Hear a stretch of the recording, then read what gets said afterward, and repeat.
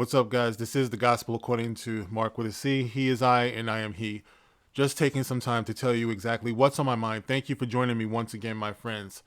Guys, you have to forgive me. I'm feeling a little bit emotional right now because I just, while watching the Super Bowl, got word that Trugoy, Dave from the legendary hip hop group, one of my favorite in the whole world, De La Soul, has passed away.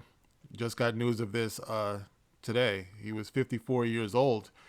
And I want to read to you a little bit about what's being said about his passing so far. There's still some details I'm sure that's going to come in, but right now it says Trugoy the Dove, De La Soul co-founder, dies at 54. The rapper born, and I'm going to try to pronounce his name here, but I know I'm going to butcher it because that's what I do. The rapper born David Jude Holy was battling congestive heart failure in recent years. Dave was known widely as Trugoy the Dove, one of the founding members of the Long Island hip hop trio De La Soul. He has died. He was 54 years old. His representative, Tony Ferguson, confirmed the reports on Sunday. No other information was immediately available. In recent years, he said that he was battling congestive heart failure, living with a life vest machine affixed to his person. And I do remember hearing about that. I actually shouted him out on Twitter years back when I heard about that, wishing him well.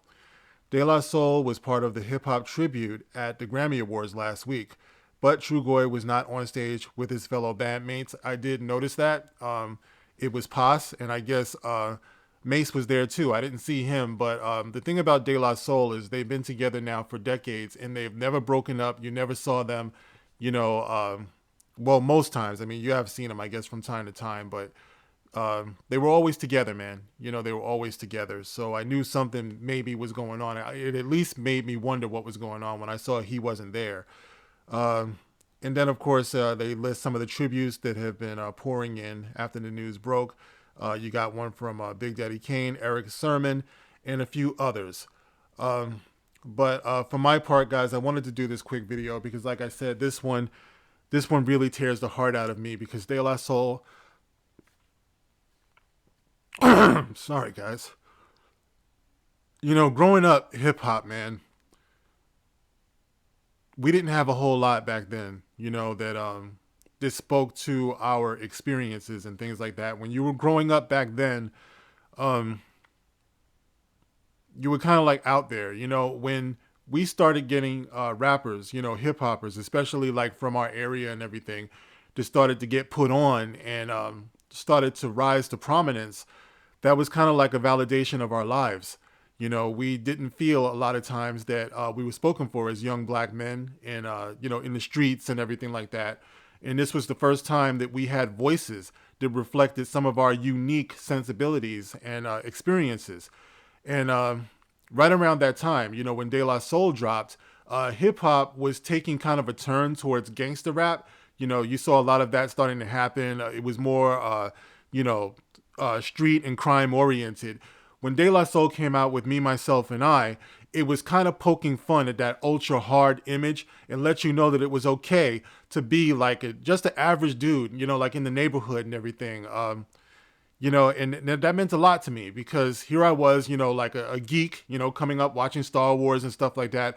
Although I did listen to a lot of that music. I mean, I listened to all hip hop music, but to get that perspective, that meant everything to me. Me, Myself, and I meant everything to me. And De La Soul, the Native Tongues, Tribe Called Quest, that was me. That was me growing up in Queens. They were from Long Island. Tribe was from Queens and everything. But they, when they said back in the days on the Boulevard of Linden, when Tribe said that was me. That's where I grew up. Right around Linden Boulevard. Queens and everything. So like I said, it really, really helped to focus me, and it helped, I think, to focus a lot of young black men back then that we didn't have to go that route, of being ultra hard, criminals and thugs and everything like that. I wish you had more of a balance today, but I'll always be thankful to that, and I remember when they dropped the joint Stakes is High. Let me read some of Dave's lyrics on this one because this one really spoke to my heart. I know I'm not going to catch his flow because that dude was a genius, but the words, he says, this was Stakes is Hot. I'm sick of bitches shaking asses, sick of talking about blunts, sick of Versace glasses, sick of slang, sick of half-ass award shows, sick of name brand clothes, sick of R&B bitches over bullshit tracks, cocaine and crack, which brings sickness to blacks, sick of swole-head rappers with their sickening raps, clappers and gats making the whole sick world collapse. The facts are getting sick, even sicker perhaps. Sicker perhaps, I stick a bush to make a bundle to escape this synapse. So that was right around the time, like I said before, Biggie was talking about Versace wear, Moschino won my missus, which was cool, but the change was happening, and De La Soul was kind of speaking for all of us. That was like, listen, I don't wear Versace, I'm not name brand and all that stuff. I just want to live. I just want to be in peace.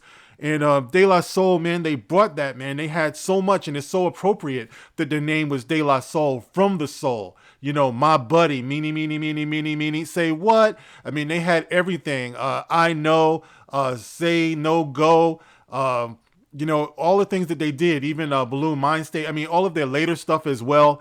So, guys, I'm just so grateful to grow up when I did, and I'm so sorry to hear that my boy Dave Dove Trugoy, which is yogurt spelled backwards, has passed away. I feel like we've lost something in this world, because people who write from the heart, man, they're rare. People who can reach out and grab people, and get into their hearts and minds are rare. I hope that I do that when I'm on this microphone, when I'm doing my YouTube thing.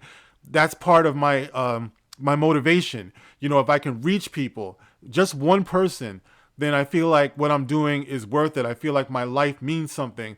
And Dave, wherever you are, Dove, I want you to know that your life meant something. And I thank you, brother. I thank you so much for what you brought into my life. You guys, man, you were me.